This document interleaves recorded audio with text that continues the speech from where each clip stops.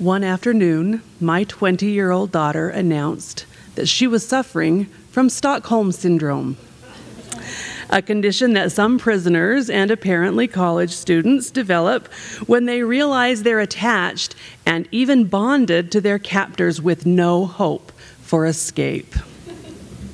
I assumed that in this case, the captors were my husband and me.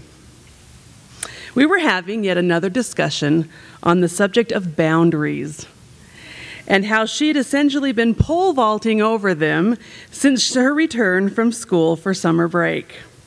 When I observed that in the past 48 hours, she had issued, on average, 1 order per family member per minute, she burst into tears and declared herself a prisoner of war.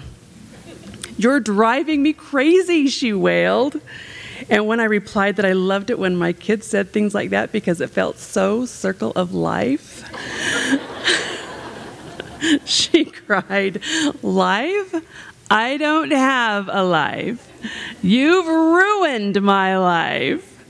This was followed by the whole Stockholm Syndrome thing, although I have to confess by this time I wasn't really listening. Instead, I was mentally pumping my fist in the air and shouting, "Yes! One more life ruined!"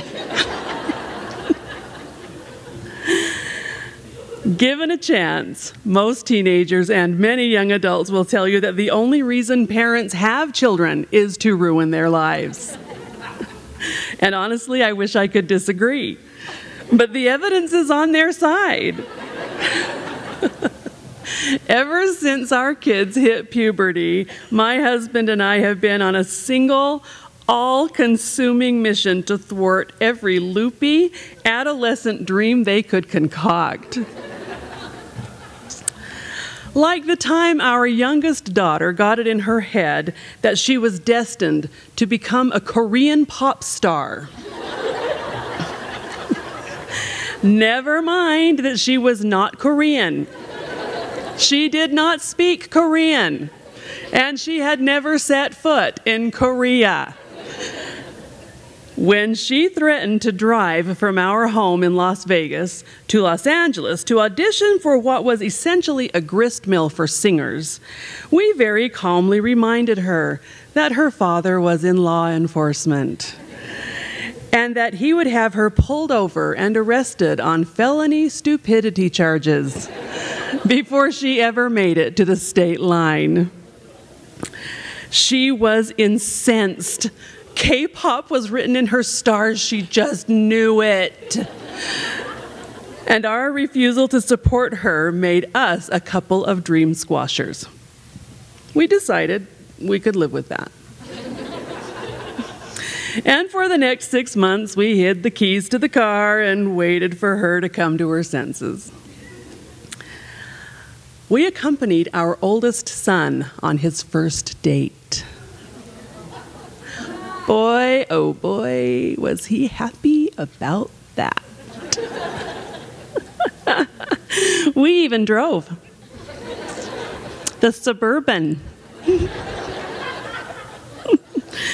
You see, he and his pal had made plans to go out with a pair of sisters. But since the friend and the younger sister were both under dating age, their mothers put the kibosh on that plan, and we insisted that our son find another couple to turn this single date into a group date. This was a rule we were absolutely determined to stick to, because you have that kind of energy and conviction with your first child. By kid 2, you just want a chance to meet the date and possibly her parents. With kid 3, you're satisfied with a breathalyzer test and proof of insurance. And by kid 4, you just ask them to shoot you a text if they decide to leave the country. Anyway, our son called our bluff, and we called right back. And that was how the second couple turned out to be his parents. We still laugh about that. And by we, I mean my husband and me. Our 14-year-old son categorically refused to try on jeans at the mall, insisting that he could just eyeball them and know whether or not they would fit, which explained why he owned 20 pair of pants that he never wore. Finally, fed up with buying clothes that mostly served to decorate the floor of my kid's bedroom, I directed him to the unisex fitting rooms, tossed a bunch of jeans over the stall door, and sat outside in a folding metal chair hollering, "How do they fit in the crotch, son? Are they too tight in the bum? Come out here, let me see how they fit your bum." When he finally emerged, red-faced and furious, the first person he met was not his life-ruining banshee of a mother, but rather an adorable girl of roughly his same age who had occupied the adjoining stall and heard every word. But here's the thing. That oldest boy, the one whose date we hijacked, and who, as a result, learned that some rules really do matter, is now in law school. He is married to a wonderful young woman, and in June they'll become the parents of a sweet baby daughter, our first grandchild. The would-be Korean pop star is engaged to a great guy, and both of them are pursuing degrees in biology. She still loves to sing, and because we squashed her dreams, she has also retained possession of her soul.